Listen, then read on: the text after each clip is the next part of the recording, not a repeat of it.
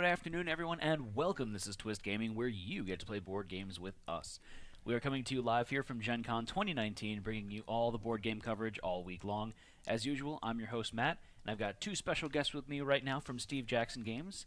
We've got Andrew. Hi, guys. And we've got Steve Jackson. Hello. Hey, Steve. Long time no see. Yes, it's been so long. So you came down before, and we had a spotlight of... In some ways, it feels like only yesterday. In fact, I think it was. We had a spotlight with you last night with Deadly Doodles. Deadly Doodles, thank you. I knew it was alliterative. Deedly Deddles. There we go. We also did Dudley Z-Shot, D-Rock. and we did Zombie Dice, too. Yes. So we had a fun time with all those, and if anyone needs to go back and watch our video on demands, you can check those out. Those will be live, or those will be available on Twitch right now and coming to YouTube pretty soon. Wait, this is live forever? This is live forever. Oh, wow, okay. The internet's forever. So, remember, anything you say can and will be used against you by the internet in the future. That's the story of our lives. Would be what the internet is for, apparently. Exactly. So, gentlemen, we brought some different stuff to the table to show off today. Apparently, you like working in threes, or I guess fours. I see 4 boxes on the table. Mm-hmm. So what are we talking about today? We're talking about Munchkin, which is the big success story of the company.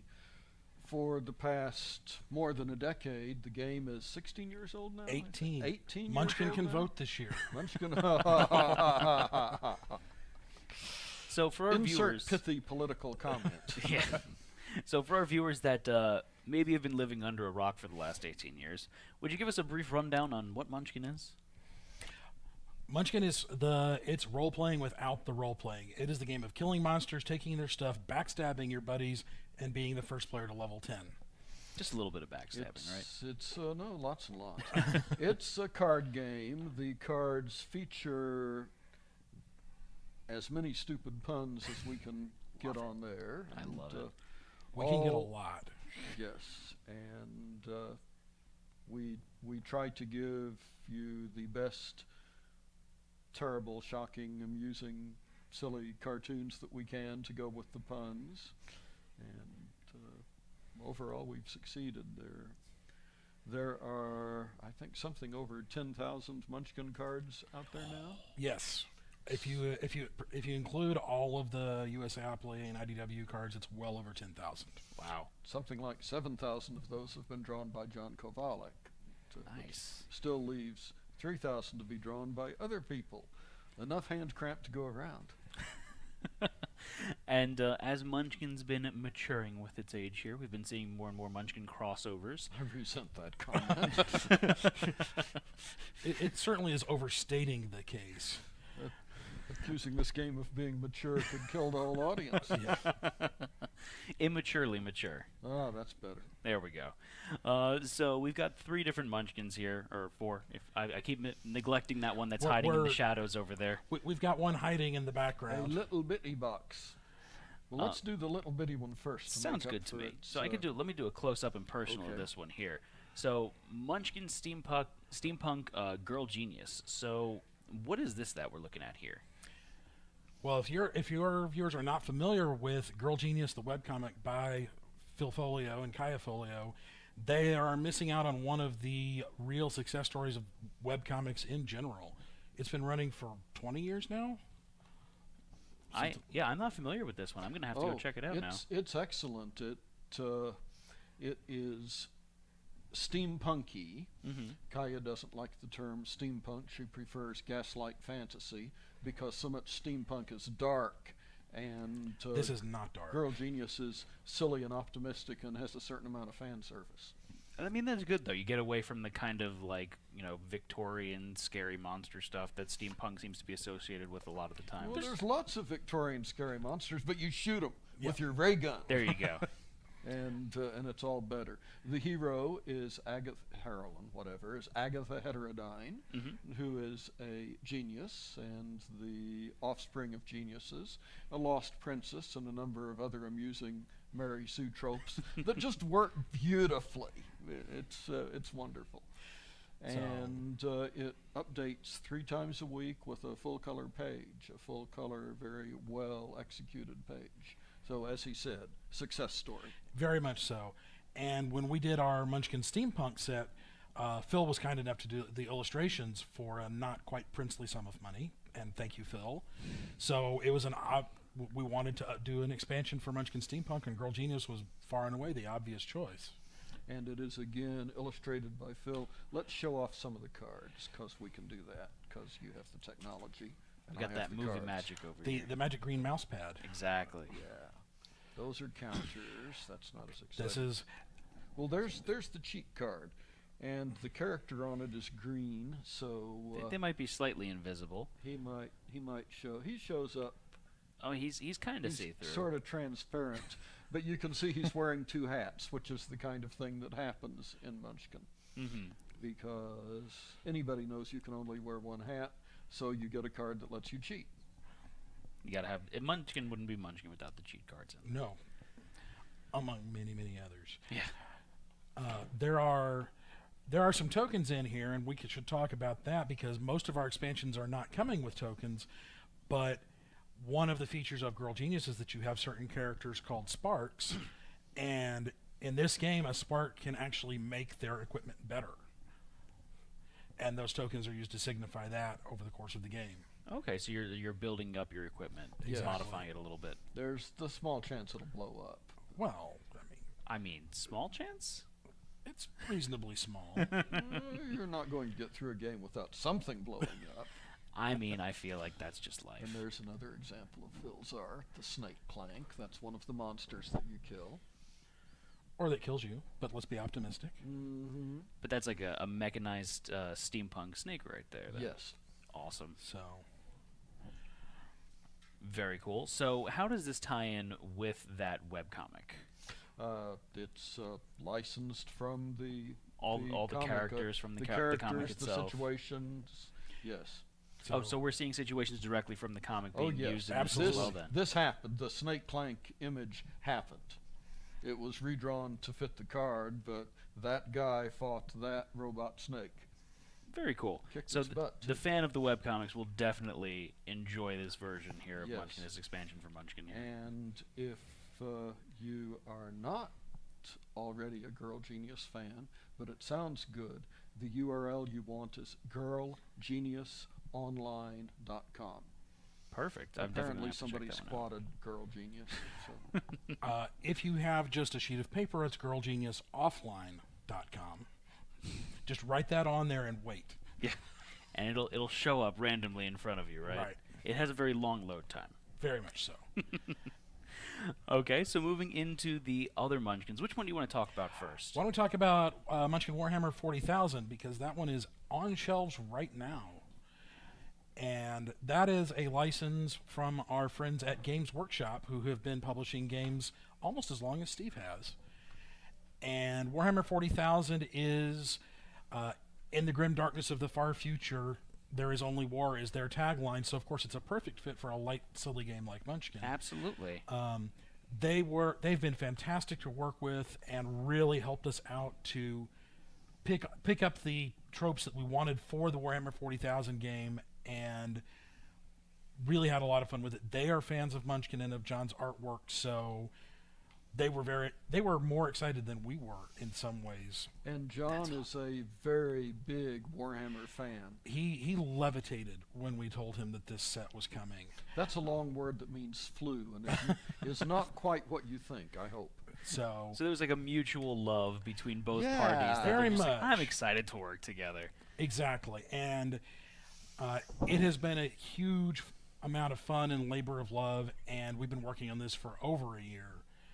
And there are 6 different armies that you can play in the core Warhammer 40,000 game, all drawn from the Warhammer setting. You get weapons that are from the setting, you get monsters that are from the setting, so Warhammer fans will definitely see a lot of things that they recognize. We will poke a little gentle fun at them, or hopefully with them you have to, as yeah. well. And as I said, Games Workshop was great to work with. They gave me a lot of good ideas for, you need to make sure that this is in the game. Gotcha. So they had their wish list of what they wanted to see in there. They absolutely did. And as I said, this came out in the spring. We have 2 expansions that came out this summer that are on shelves. Faith and Firepower, Savagery and Sorcery. Mix both of those in. You have 10 armies that you can play with. So, Warhammer 40k and Munchkin are they're pretty different things there. What kind of spawned that initial discussion of wanting these two things to meld together into this version? They're two fantastic games that Warhammer 40,000 has a reputation of being very serious and all that, but the hardcore players know that it's pretty goofy sometimes. Yeah. And that goofiness is what we really try to draw on in this game and have a lot of fun. Again, pulling out the pieces of the setting that perhaps some people weren't seeing just on a casual look. Very cool. All right. So moving into, you want to do the middle one, or we jump to the other end? Let's jump to the other end. Let's jump to the other end. Yes, that's, one of the, as Andrew was saying, one of the 6 copies of that game on this continent. Right. We got some airshipped over so we could brag about this one. This is the follow-up to Munchkin Warhammer 40,000, Warhammer Age of Sigmar, which is the updated version of the old Warhammer Fantasy roleplay. And we were so happy with Warhammer, and Games Workshop was so happy with Warhammer 40,000, we didn't want it to end, so we have done a whole other game. They both stand alone. You can also mix them and play them together. Age of Sigmar is very much the fantasy, going through gates to other planets to engage armies in bloody slaughter sort of game that fits Munchkin perfectly. And we are actually showing this off at Gen Con for the first time, as we got this air freighted from our factory overseas. So a few lucky people have been getting to play it this weekend. Should I pop it open and show off the board? I think you should pop it open and show off the board, because our production artist Gabby Ruenas did a magnificent job on this game board. And Munchkin Warhammer Age of Sigmar is going to be in stores in November, with planned expansions in 2020. We can't quite announce the dates yet. But by the time all is said and done, somebody who picks up all of the Munchkin Warhammer products is going to have over 800 cards to play with. Wow. So all illustrated by John Kovalik.